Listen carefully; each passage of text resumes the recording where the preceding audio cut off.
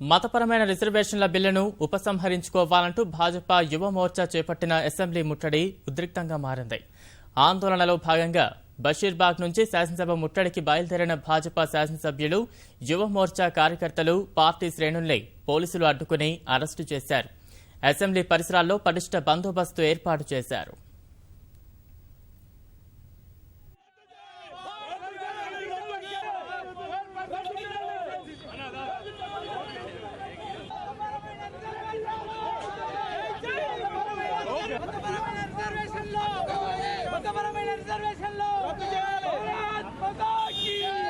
Bharatiya Janata party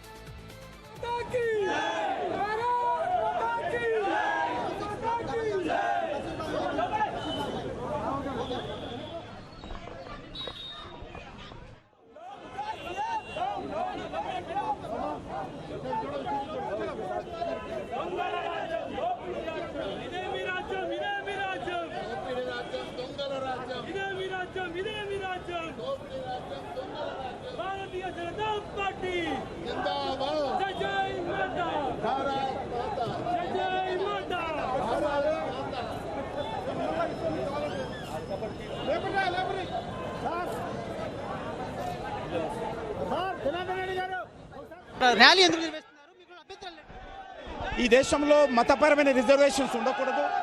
doctor Babasaheb Ambedkar చెప్పినటువంటి రాజ్యాంగానికి మతపరమైన రిజర్వేషన్స్ వ్యతిరేకము. ఖచ్చితంగా ఇప్పటికే ఈ రిజర్వేషన్స్ను అనేక న్యాయస్థానాలు రాజ్యాంగ వ్యతిరేకమని చెప్పాయి. దానికి విరుద్ధంగా కేసీఆర్ గారు ఓట్ల కోసం, అధికారం కోసం, పదవుల కోసం ప్రజలను మతపరంగా విభజించేటువంటి ప్రయత్నం చేస్తున్నారు. దానికి నిరసనగానే మా కార్యక్రమం ఇది. వాస్తవానికి పేదరికం ప్రాతిపదికనే అమలు చేస్తాము రిజర్వేషన్ అని చెప్తున్నారు. ఇది పూర్తిగా అబద్ధము.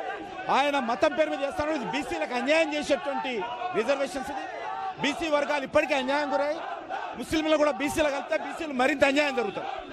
ఒక నెల రోజుల నుంచి మేము శాంతియుతంగా ఈ మతపరమైన రిజర్వేషన్లు అడ్డుకోవడానికి ప్రజాక్షేత్రంలో సంతకాల సేకరణ ధర్నాలు నిర్వహిస్తూ ఉంటే మా నాయకులను అరెస్ట్ చేసి అక్రమ కేసులు పెట్టి జైళ్లకు పంపించాం. ధర్నా చౌక్ ఎత్తేశారు. చలో అసెంబ్లీ పిలుపునిస్తే ఒక రోజు ముందే మా వేలాది మంది కార్యకర్తలు గ్రామాల్లో, మండలాల్లో, జిల్లాల్లో అరెస్టు చేయడము, దాన్ని నిరసించి మేము అసెంబ్లీలో ఇవాళ ప్రభుత్వాన్ని ప్రశ్నిస్తే మమ్మల్ని కూడా సస్పెండ్ చేసి బయట పంపించడం అంటే ప్రజాస్వామ్యం ఎక్కడ పోతుంది? తెలంగాణ మొత్తం ప్రజాస్వామ్యాన్ని కాలు రాసే విధంగా ఈ ప్రభుత్వం వ్యవహరిస్తుంది. ఈ ప్రభుత్వానికి బుద్ధి చెబుతాం. తెలంగాణ సమాజం మొత్తం అంతా కూడా ఒకటి చేసి ఆ రకంగా హక్కుల కోసం మేము పోరాడతాం.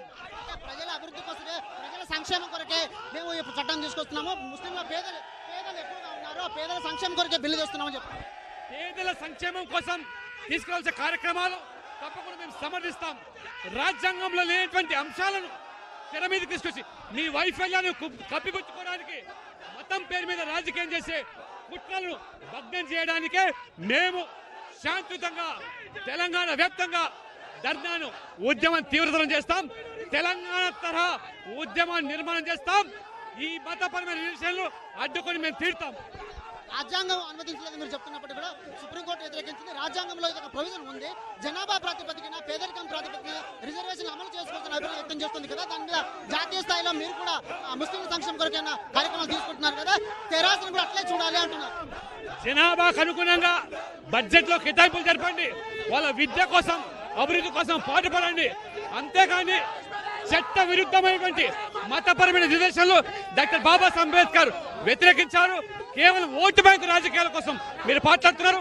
మీ వైఫల్యాలను కప్పించుకోవాలని మతాన్ని అడ్డం పెట్టుకుని రాజకీయం చేస్తే బీజేపీ మేము సహించము, మేము అడ్డుకొని తీరుతామని.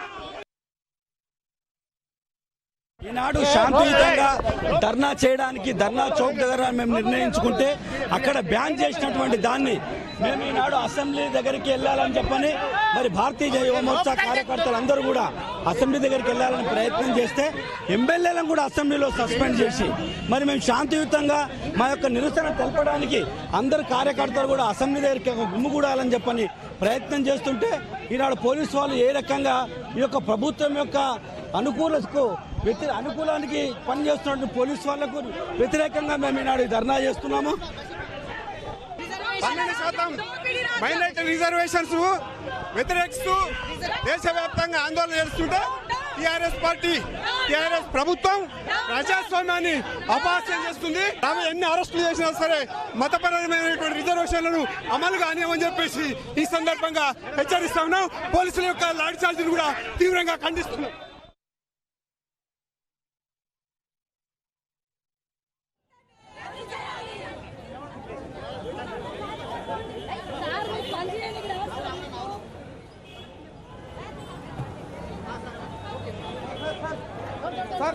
సార్